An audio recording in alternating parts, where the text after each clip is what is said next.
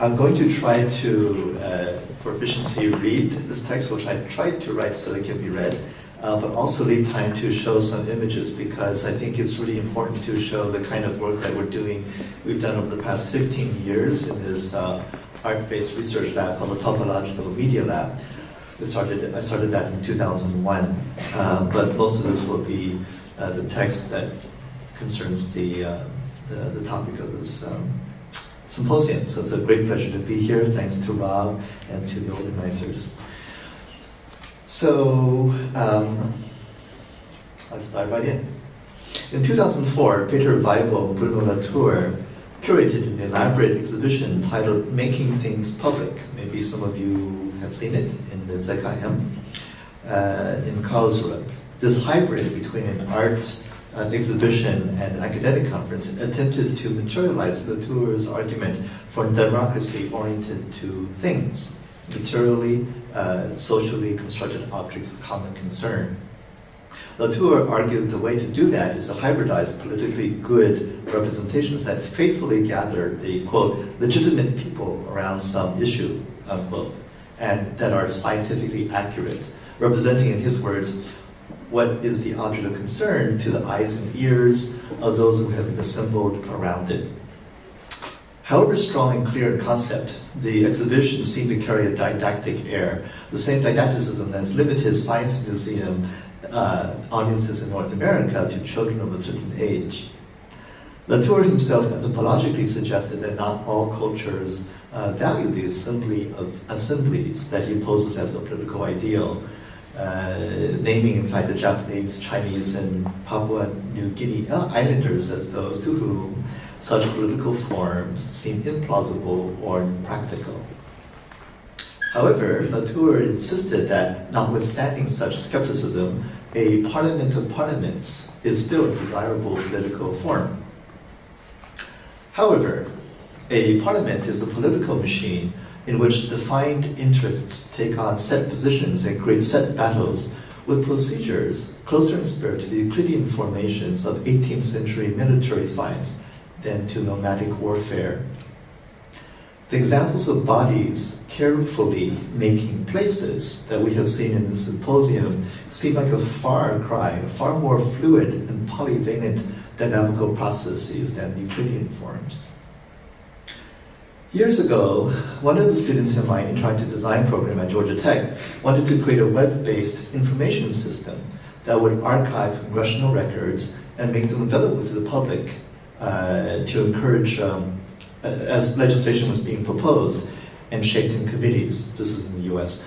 She reasoned that this would encourage public investment, intertwining public discourse with legislative discourse, and ultimately be a tool helping to reconstitute a more democratic res polis. This was predicated, like many great civil rights movements of the latter part of the 20th century in the United States, on a certain assumption of communicative rationality, the Habermasian contention that human rationality is a necessary outcome of successful communication.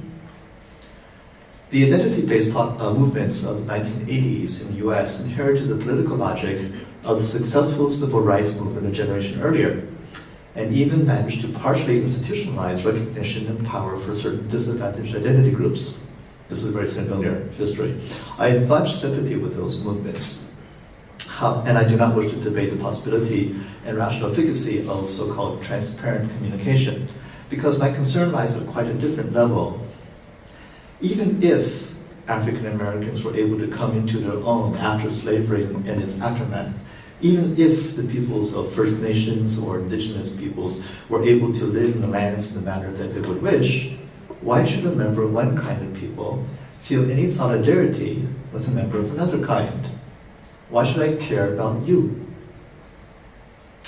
Today, I'll think through with you the thought that care is the affective field primordial to collective politics, with what used to be called solidarity. We'll return to this at the end of my talk.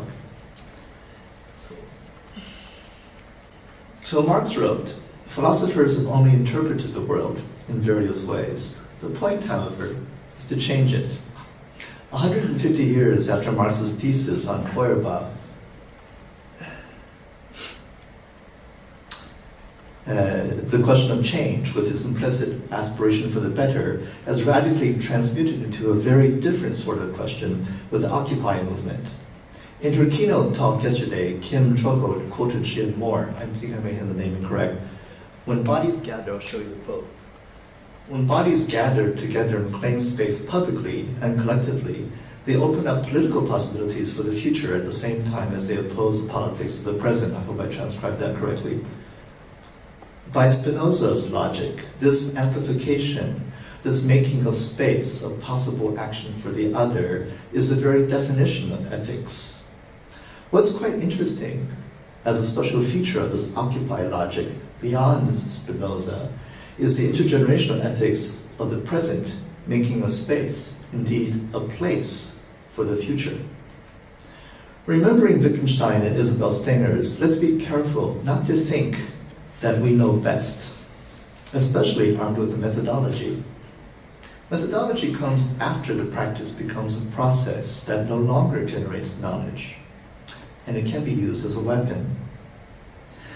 Instead of changing the world in a specific way on behalf of a putative we, the people, who get excluded under labels like users, clients, or citizens, we can ask instead, how can we create or shape a collective space for orienting collective concern and action?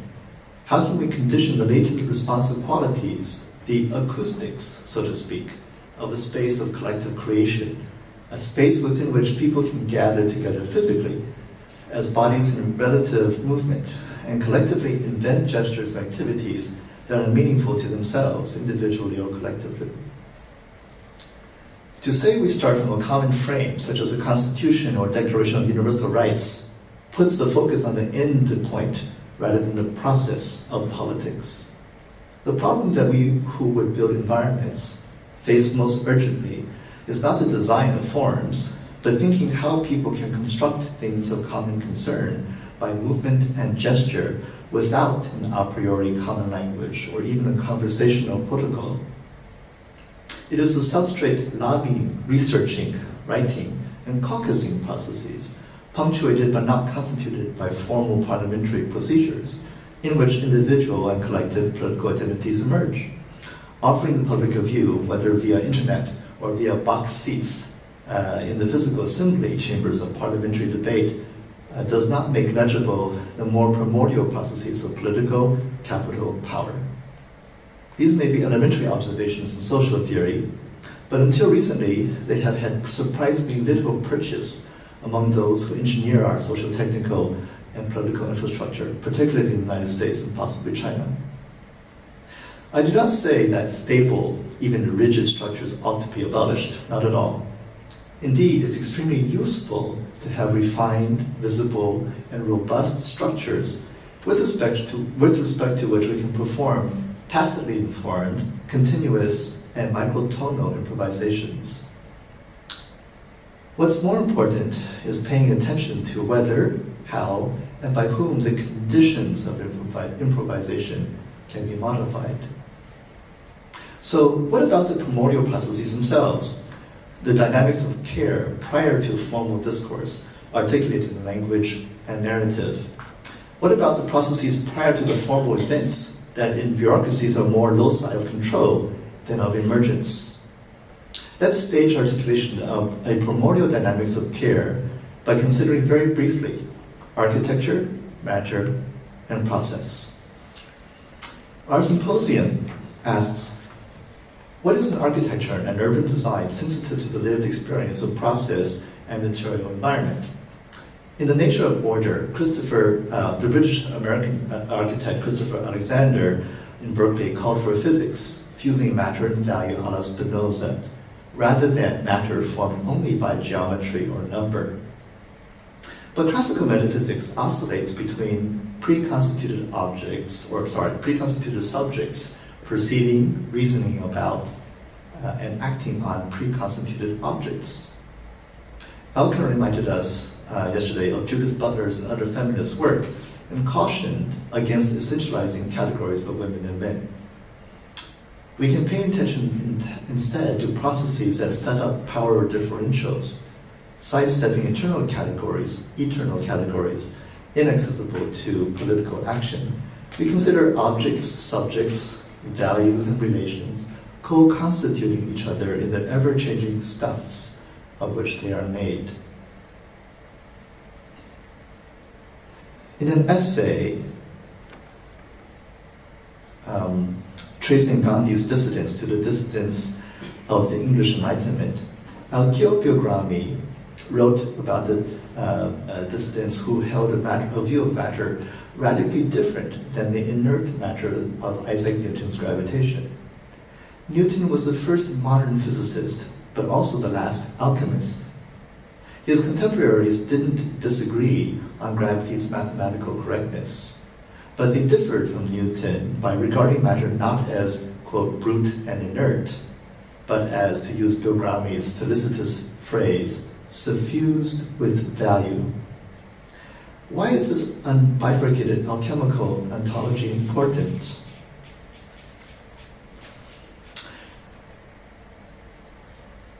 I hold this water in my hand. I could throw it away carelessly, in a way that I cannot do with a human without being unethical. Why not? I claim that a primordial aspect of human intersubjectivity is the sense that humans are suffused with value. Let's turn our attention from objects to the continuous, non-discrete, material fields of which objects are made, substrate matter suffused with value. Given that life and mortal stuff change, it's not surprising that we would turn next to think about dynamical process. This prepares us to regard social relations not as fixed theoretical objects, but as value-producing processes. I'm sorry, I need to advance these things. Now, the motto for the next passage is "Eppure si muove."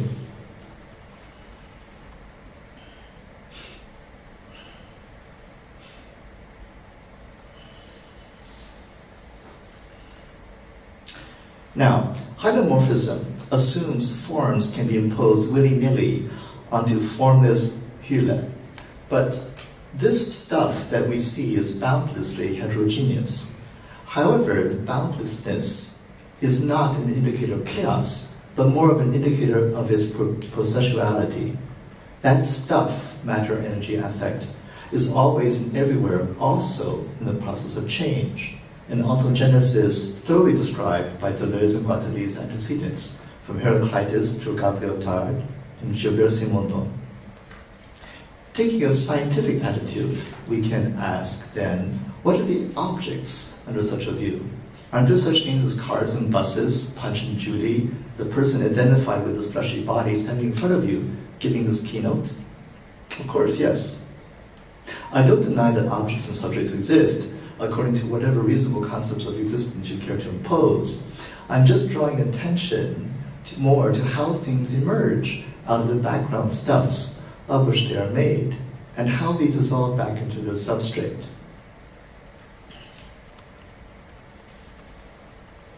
Alfred North Whitehead compactly characterized process philosophy by the axiom, how an entity constitutes what the entity is. I transmute this axiom by moving from a concern about values of objects to concerns about value-generating or value-signifying processes. This includes acts of observing, measuring, making instruments to observe and articulate, interpreting in dynamics of contrast, diffraction, resonance, and care. Now, I'll pull together ideas from these earlier passages to outline a non-anthropocentric notion of care, drawing on a processual approach to dynamical matter. Unlike the so-called post-humanists, we will retain our human place in placemaking. It's just that we don't have to center the universe on ourselves. This approach has 4 steps: continuous substrate, dynamical fields,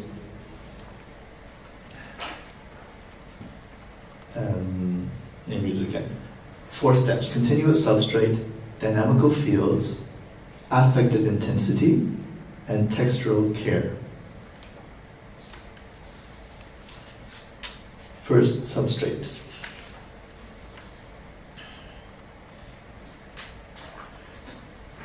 Forms, this is a quote, forms integrate not with forms, but with their background. The reservoir of the tendencies of all forms, even before they had separate existence, or constituted an explicit system. What is a watermark? Or what is a watermark made? We see watermark in paper. We see the watermark as immanent in the substance of the paper. It is not made of some physical material other than the paper, such as a glyph written in ink, and yet it has form. Moreover, its form does not obscure and cannot be eliminated by what is inked over it. Physically reshaping the paper necessarily reshapes the embedded watermark. So the paper is the substrate in which the watermark takes form. So, substrate means the stuff of the world, the material coextensive with all the actual entities made of it. If the substrate is always everywhere in dynamical transmutation, to what poetic figures can we appeal in order to articulate matter plus energy plus affect? Let me give an example from an art installation playing with the prosody as well as the semantics of speech.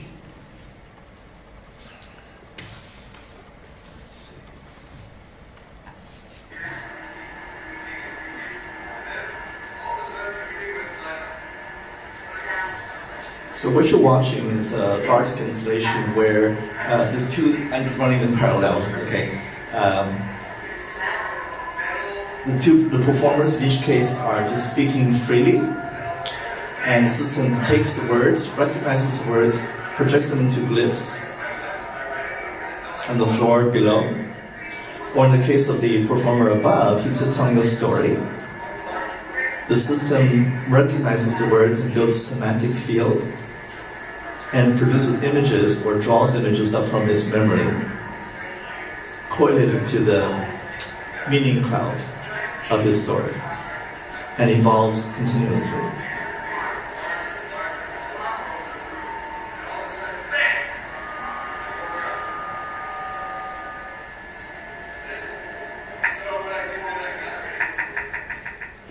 The importance here is that it's not just semantics, it's also prosody. It's also paying attention to the energy, the timbre, the pitch of his voice or her voice. Okay, so simultaneously playing with both the formal aspects, so to speak, as well as the way that they're pronouncing things. Okay. This installation, based on speech recognition, has multiple parentage. Aside from the obvious concerns with public speech and lettering in public space, the installation occupies the theoretical gap between speech and writing by materializing glyphs that dance according to the prosody of live speech, but persist with writing's iterable durability. But deeper concerns inform this kind of speech installation. United States law recognizes fighting words, utterances that when spoken under certain conditions have the same legal impact as a physical blow, so that you can sue for such speech as if you had been physically attacked.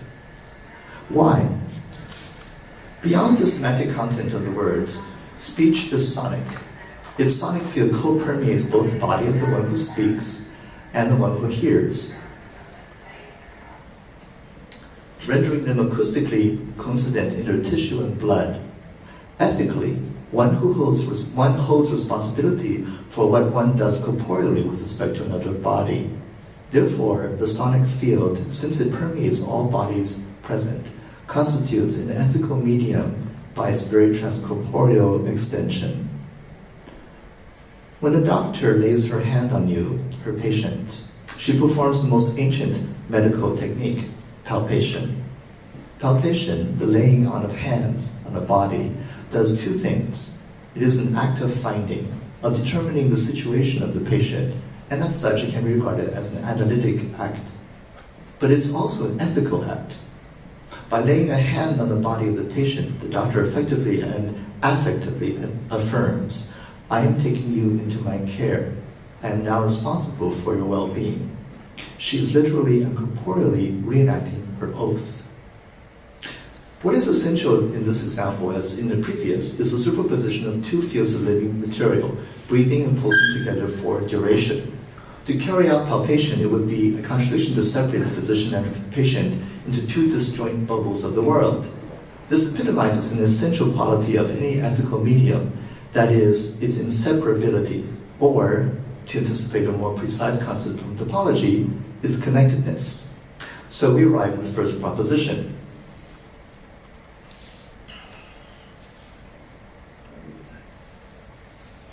A connected continuous substrate is a condition for possibility for ethics. Topology, which I won't talk about very much here, you can ask Rob about that, provides a way to articulate connectedness and continuity without recourse to metric or to metric geometry. The set of a physician's potential manners of caring for her patient could be articulated by the set of touchings of all the ways that a touching, which is simultaneous with being touched, can be felt to resemble or recall other touchings in any event that the doctor and her patient have experienced in their prior lives. You can imagine that the similarity of touchings, which is not at all a numerical measure, may have to do, for example, with all the emotional intensities that a touching evokes, as well as the social codes deriving from such intensities. People speak of feeling disconnected, or that someone seems disconnected. This disconnection may not have to do with the physical contiguity, but as in this case, with the separation between the touchings that a doctor feels appropriate to carrying out her medical responsibilities, and the touchings that the patient feels appropriate to being the subject of medical attention. Although irreducible to data and utterly contingent, the separation can be quite marked and even stable in the sense that no sufficiently small perturbation of a careful touching can turn it into a careless touching. This gives an example of where a concept of topological separability can serve in a very rich situations that cannot and should not be reduced to geometric schema like boxes or grids, or any rule governed stratification. This example of touching brings out an essential aspect to which I would like to direct attention, away from the classification of actions and to the dynamical substrate within which any action takes place and shape. Noticing the dynamical aspect of this relational activity, let's look more closely at substrate as a continuous dynamical field, which I will call textures. We can think of a field, roughly, as a continuous distribution of potential with respect to the actual world. Even for a fixed actuality, were that possible, there are uncountably many fields of potential. And the structure of the potential can vary uncountably as well. We can be more precise using language of points of topology and topological dynamical systems, but for now, let's just imagine, for example, that the fields of repulsions and attractions that condition how lava, capital, or individuals flow within their planes of immanence. Let's see what becomes of the world and of our habiting in the world regarded via continuous, not numerical, dynamical fields.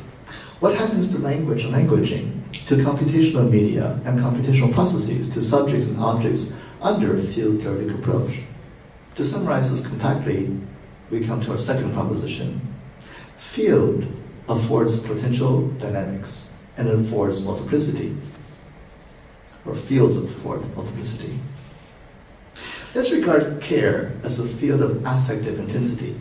If affective intensity is a scalar density, its gradient with respect to the material manifold, how it varies along with extensive distribution of matter, energy, affect from place to place, so to speak, is directed. It's like, think of a landscape, landscape model with vectors showing which way to go down fastest.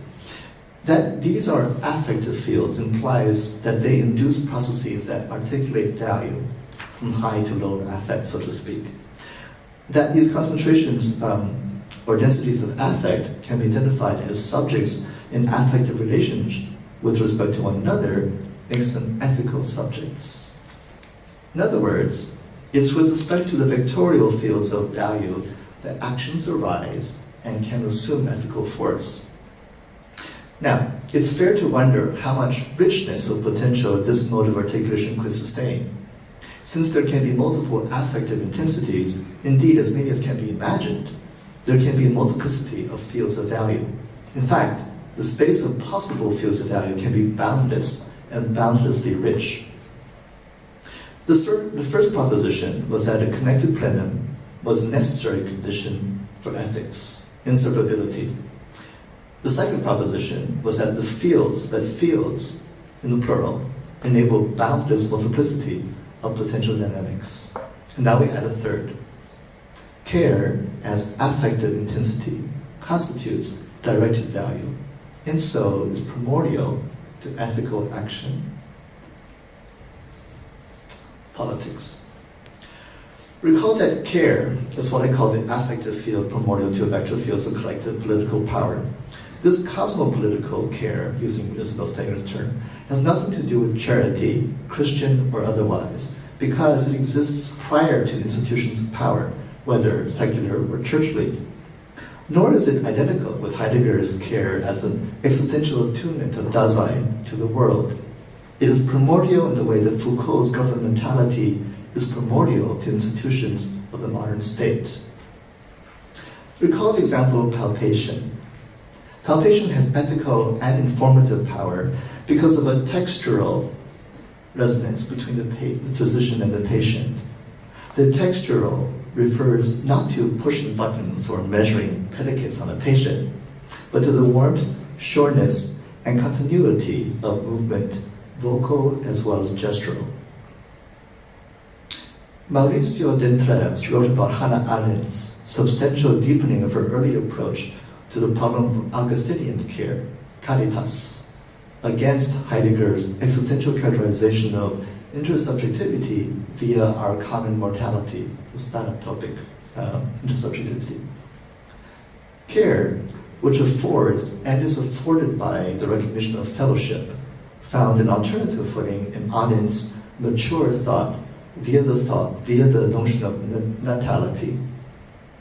Natality, the fact of having been born, is, to quote him, is what daily renews this world itself, in Vatter's words. Applying the previous interpretation of care as a textual field and building on Vatter and Arendt, care is the pathic recognition of natality across substrate matter, energy, affect. And thus, my final proposition, care, an affective field nuanced by attunement and pathic sensitivity, is primordial to politics. In this non-anthropocentric expansion, such care is articulated via the textural play of matter, energy, affect that is suffused with value. If we are to hope for any understanding of how to live adequately to this world, we need to lift the political implications of natality from its anthropocentric credo to include the energetic labor of Zoe as well, life. And to avoid anthropocentric commitments, I prefer to think in terms not in some Arendtian concept of freedom, but of its textual cosmopolitical analog, which I'll call poiesis. With this, we turn to art as experimental creative practice. So I'm going to close with some slides, if I may. Can I take some minutes to show some slides of the work? Okay. So what we've done over the past 15 years in the Topological Media Lab, now in Montreal, is to build from these aspirations, hybridizing by a working ethos drawn from theater, rehearsal, speculative engineering, and philosophy. We've attracted over 120 artists, engineers, humanists, architects, and anthropologists with an adventurous geographer or two thrown in. We built these responsive environments and experimental events under the working principles of mutual respect, a principle of charity, art all the way down, an active embodied experience, and play. So I'll close by showing some images of the kinds of work that we built. Okay. Let's see if I can do this.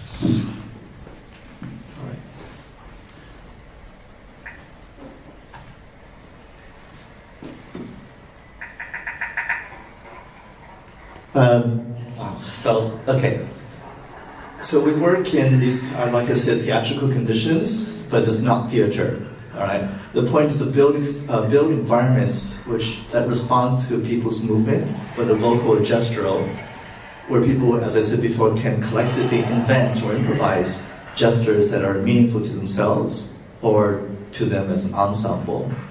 Okay, so it can be large scale, such as this, in which case we put in 13 tons of sand and people move around. You can take the sand, because why do we put sand? In this case, with Michael Montanaro, who's a choreographer, we put sand on the floor to defamiliarize the body's relationship to ground. Okay? Sometimes there are dancers, sometimes there's ordinary people walking in with no special training. Okay? So we're very interested in the condition of a group of people working in a common space and a common time to improvise relations. But it can be also small and playful. In this case, you'll see, we take everyday objects and make them strange in certain ways. I'll just let you watch this, it takes about 2 minutes. None of the sounds that you hear are, quote, natural sounds. Everything is completely resynthesized through systems that we've been building and through systems that we use from IRCAM Paris.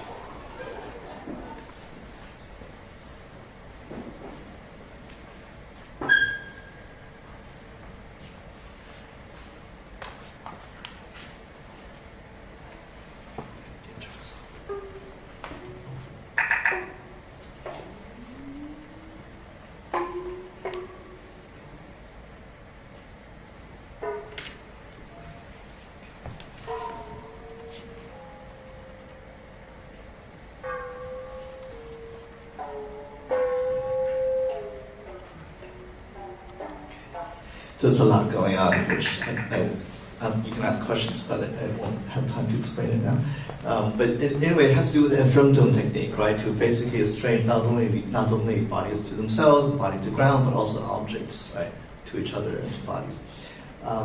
We also are doing a long series of experiments related to phenomenological experiments, okay, not cognitive psychological experiments, with respect to the question of temporality, that is our sense of dynamic rhythm change. Okay, so in this case, I'll play it here. It's a sense of precariousness. What gives one a sense of precariousness? What gives you a sense that this ground that you don't walk on without even thinking about it might feel unstable to you? What makes it feel that it might be? What might make this floor underneath your feet feel like it might crack, even though you know it won't crack? Okay, you know something, but you feel something different.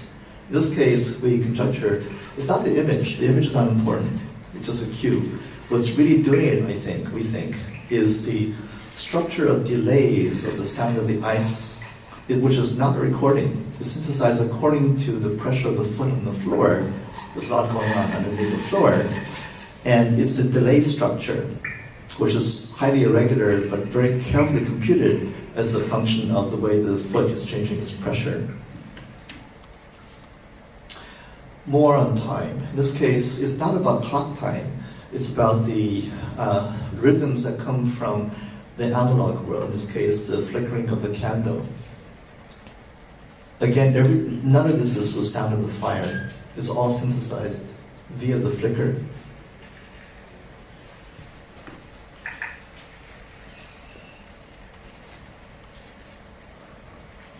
I'll just move on so we don't have.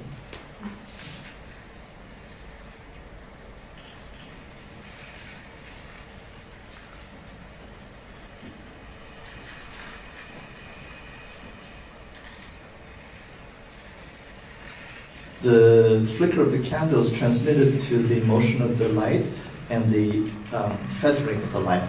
So it makes gives a sense of body on the wall. And his dynamism and sense of vitality comes from nothing from the computer itself, but from the flicker of the candle.